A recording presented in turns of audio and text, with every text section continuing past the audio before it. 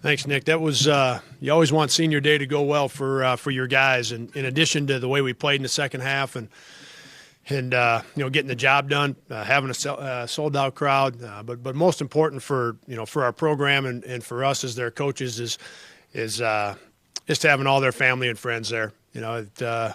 Nick did appreciate you doing the article with Isaiah and his family. That was great.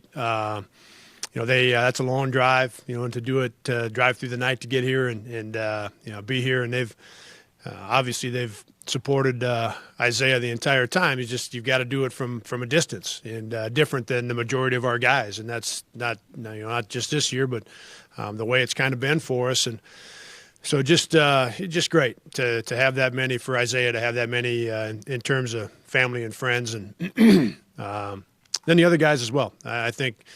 And talking to Amy Haldeman, I think they had upwards of 100 or so. I don't know if they all made it to the game or didn't, but talking to her during the week, they had a big number coming, and I'm sure it was similar for the other three seniors as well, just in terms of having more family and more friends with it being senior day. So that's always top of the list, and then like I said, just fun to see it go well. Fun to see the guys play the way they did in the second half. So. I got started on Evansville yesterday, shortly after got home, and the guys have been doing the same. So with that, would take your questions. Just showing how that first half went, Jake. What was the team that they were able to survive that 8 or 9 minute scoring drought and yet win it by the bunch that they did? Yeah, I mean, it just was just a different game. I touched on it after we had the 4 games in a row where we'd gotten off to a slow start, but that wasn't the case yesterday. We got off to a great start, and usually you're 10 minutes in, the game is kind of you got a pretty good feel of what's how the game might go, and it completely turned directions on us, and that's what I talked to the guys about. Was really proud of them for taking on that challenge, because that's a different challenge, and against a team in Southern Illinois that's they've had a great year. What they've done in conference play has been great, and they're up 10 early in the second half, and if they win that game, we're tied in the standings with 2 to go. And our guys, they fought it off, and then our defensive effort in the second half was the best 20 minutes that we've had. You have a chance to go undefeated at home on Wednesday to win. The only other 2 teams that you've had that have done that are the 09, 10, and the 14, 15 teams. Obviously, two really special groups. What have you seen out of this year's group that's allowed them to play so well in the Center? Yeah, I guess a couple things. One, the crowds have been better this year, and then gotten to where we've had the 2 sellouts. They've been bigger on the nights that haven't been sold out. The crowds have been bigger. That happened in the 2 years that you mentioned, Nick. This, the majority of it falls on our shoulders in terms of our preparation, what we're doing as coaches, what our players are doing in getting ready to play, and then you've got an aspect of how much do you care, how much pride do you have in taking care of your home court, but there's also some shared responsibility with our fans, and this year has been better, and it's the old chicken and the egg. Like, do we have to play really good before they fill it up, or should they fill it up no matter what? Right? I mean, it's an interesting dynamic. But I can tell you that how much the guys appreciate what our fans have done this year. It's been great. But that's a big part of it too, Nick. Sense that in the community, after maybe rough seasons where you put it together like this and have that success at home, you see that around town and just some things outside the program more? Yeah, you see it. You see it almost everywhere you go, and that's where this community is great. And we get the best of both worlds. They've been great the last couple of years.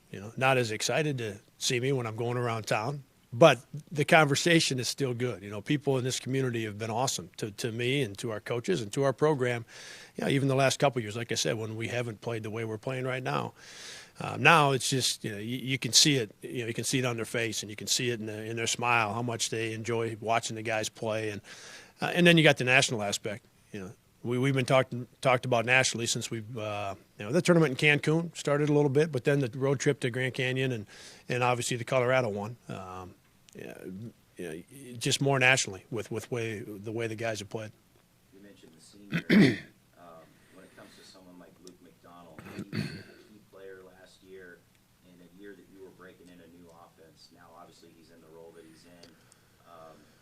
How valuable, genuinely, how valuable has he been, even though he's not on the floor, with what he's bringing every day to this team? Yeah, that's the most valuable thing that's happening in our program. With Luke and with Lincoln, very different roles. Lincoln wasn't in the starting lineup last year, so specific to Luke, having that type of drastic change from 2 years ago, playing a little bit, having a role, last year being a starter, and now this year really not playing, with the exception of a little bit here and there in 2 or 3 games, right? But that has the most impact on your program. It has the most impact on your guys. And really what you're talking about is sacrifice. And how do you handle that? And Luke has done it. He's done it as well as you possibly could. And when I say that, he's done everything he can at practice to help James, going back to early in practices and in the non-conference when James had moved into that first spot off the bench. He's talking to James during practice. He's talking to James during the game. Everything that he can help him with. He does the same with JD, and he does the same with Fife. Fife coming back after not playing last year, he had a lot of work to do to get caught up.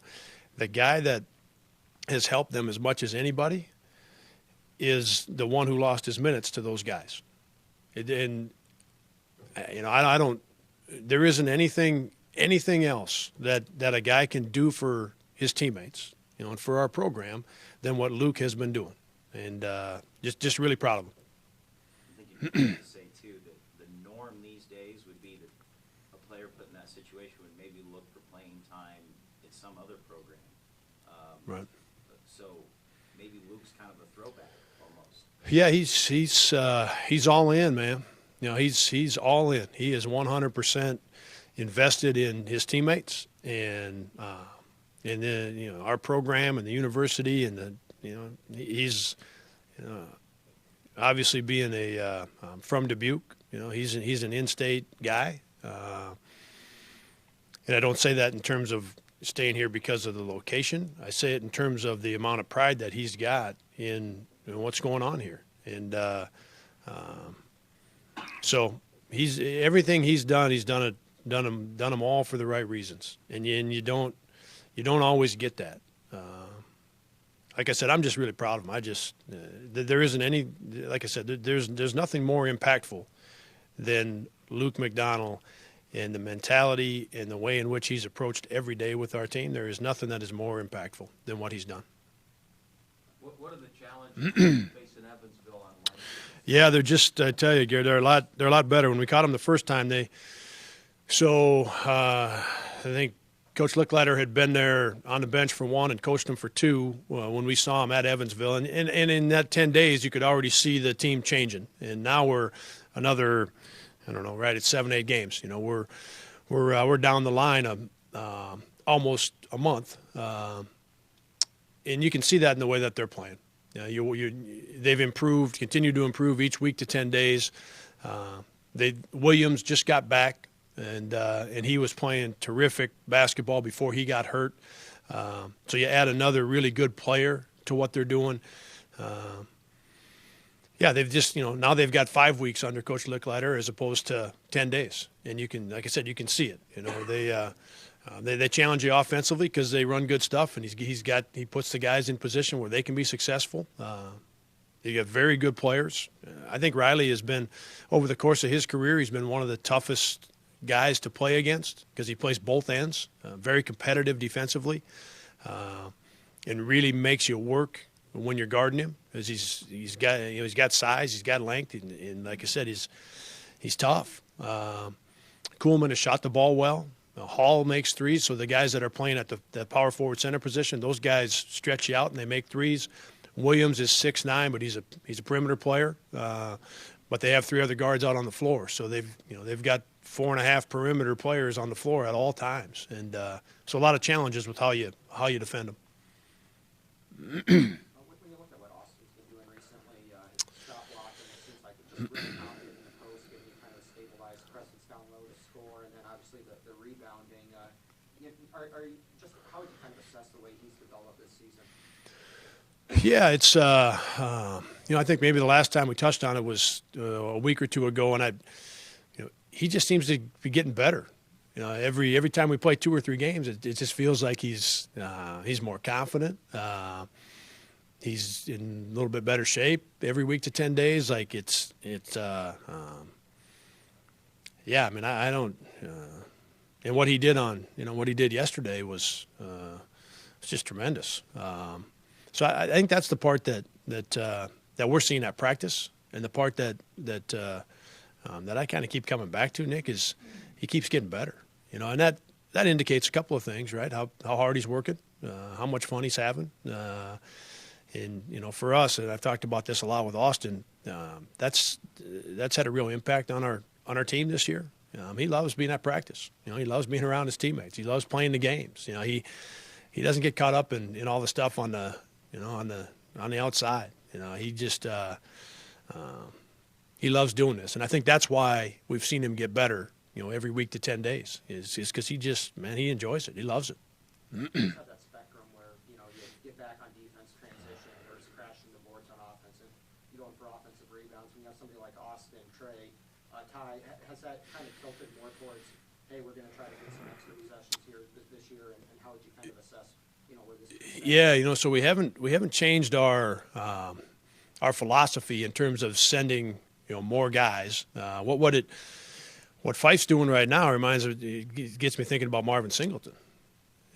In those years, we weren't sending 4 guys to the glass and 1 back. Our philosophy has stayed fairly consistent, and it's much more based on individual guys. We want 2 going for sure, and sometimes when Ty's in at the small forward, then we've got 3 guys that are there.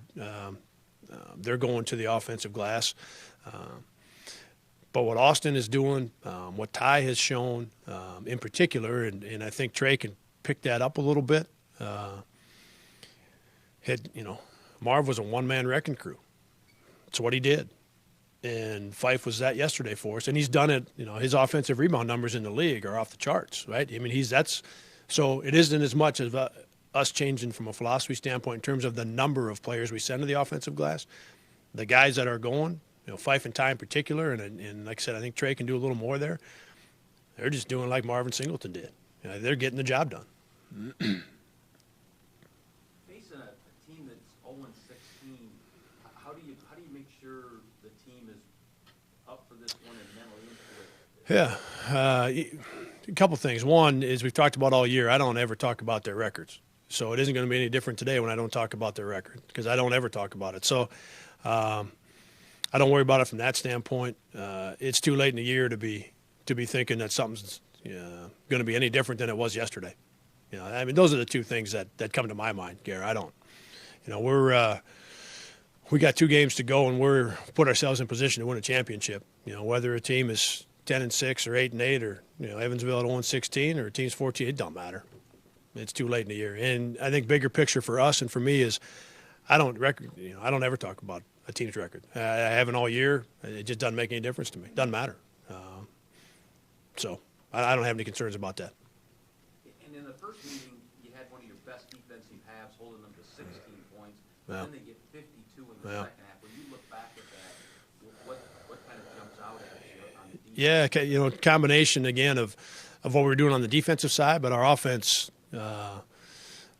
made it just made it harder for our defense. And there was errors on both sides. And when you're doing that, when you're making a few defensive errors, and then offensively maybe you turn it over, or you miss a rip and drive, or you miss a post feed, and the possession doesn't go great.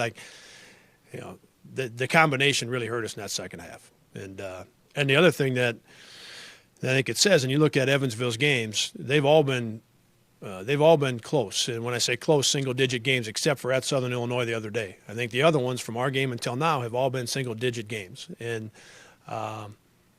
what they did in the second half and what they've done since, with the exception again, and Southern's all happened kind of in the last 8 to 10 minutes. It was a close game up until about 8 to go at Southern. That they have got a good team.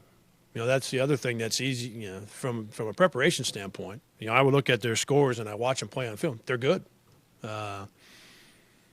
So that was part of that second half as well. They got guys that can play. When it comes to AJ's game yesterday, after you went and watched that film, how much of that is just kind of tip your cap to what Southern Illinois did versus, maybe we could have done this here to get them loose or done that? Sure. Yeah, a little bit of both. Southern was going to stay up on all those ball screens. I could hear Brian, anytime it got close, I could hear Brian yelling at that defender to stay up, so that was going to happen anytime he used the ball screen. And we talked about getting him off the ball some and doing some of that in the second half. But we thought, we had some pretty good offensive possessions. So we're going to stay with this, and we know we get 2-1 when he's got it, and he's got to get it out of there, which he did a good job of yesterday. He also had some possessions that, I know he'd like to have back, a couple of turnovers. He got popped on the arm a couple times. He got fouled on 2 jump shots that they didn't call. And those have been called a lot more this year than they have in the past. Last year going all the way back. So those have been called a lot. But he got hit twice yesterday and it didn't get called, and that would have been another 5 free throws for him and would have put him into with the way he was being defended. So a couple possessions that he'd like to have back. The way Southern defended him, he got popped twice on jump shots. So just it's one of those days, right?